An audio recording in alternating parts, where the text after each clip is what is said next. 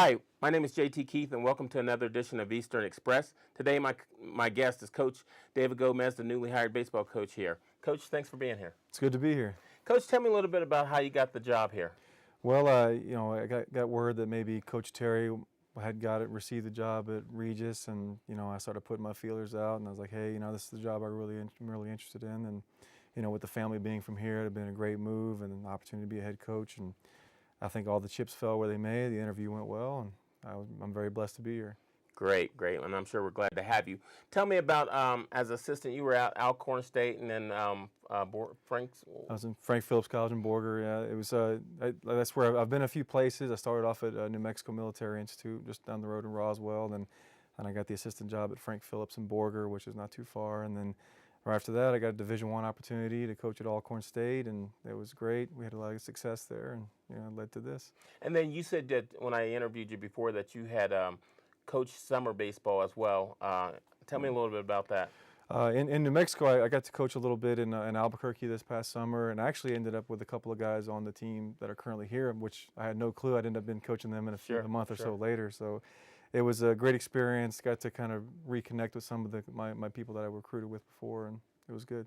Now tell me, how's it going to be different moving over from from like a bench coach or a third base coach, first base coach to running your own program? How's that different for you? It's the office work is similar because I had a lot of responsibilities at the last few places, but the day-to-day game stuff and practice, the buck stops with me. Sure. I look over my shoulder every now and then looking for approval from somebody, and there's nobody there. So that's a big change for me. But I'm really pleased to have the assistants I have. I think Coach Terry, when he left, the cupboard wasn't bare, and the assistants are great. Coach Stewart's been a great help.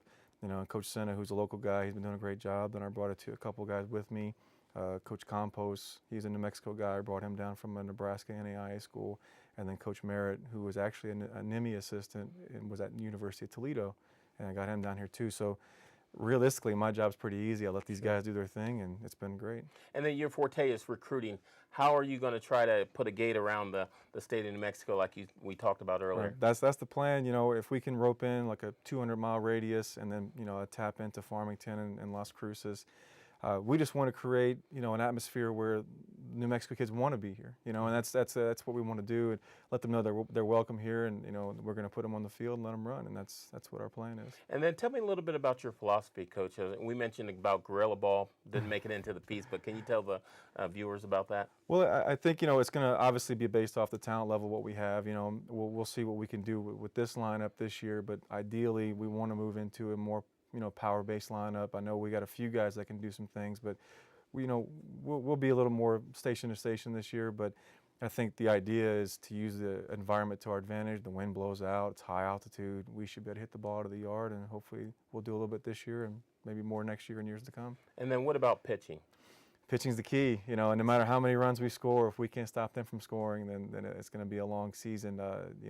That's our main objective. We'll try to bring in bigger, stronger hitters, but the pitchers are what's going to make us go. And then now tell me about fall ball. You have fall ball. Will you be playing other teams, or are you just conditioning, or what's that entail? Well, everything started off with the 4-on-1s and conditioning, but we will we're almost in October. We'll start off October 2nd. Clarendon College has come down to play us at our place. It's going to be, I think, a Wednesday afternoon. We're going to play into the evening and try to get a lot of guys some innings.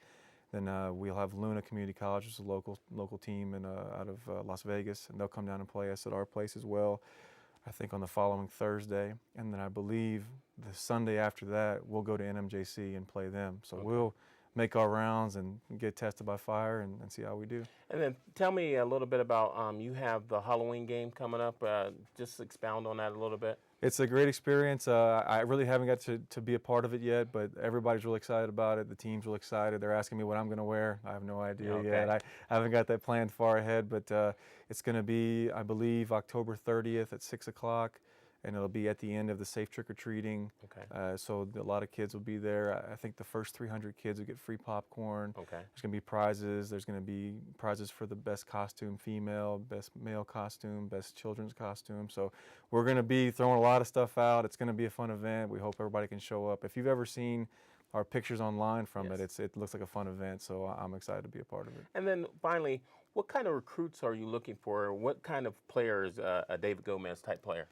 Oh man, I'm looking for athletic guys, hopefully athletes that transcend the game, where we're not expecting them to have to develop, or whether the game kind of develops around those guys, like whether it be a really, really fast guy or someone that can throw really hard, things that hopefully are pleasing to scouts, maybe can get drafted at some point, but just guys that are ball players, guys that can be a little bit gritty as well. So we're looking for, that'd be a perfect guy, really athletic and gritty, but that would be an ideal recruit. Okay. Coach, thanks for being my guest today.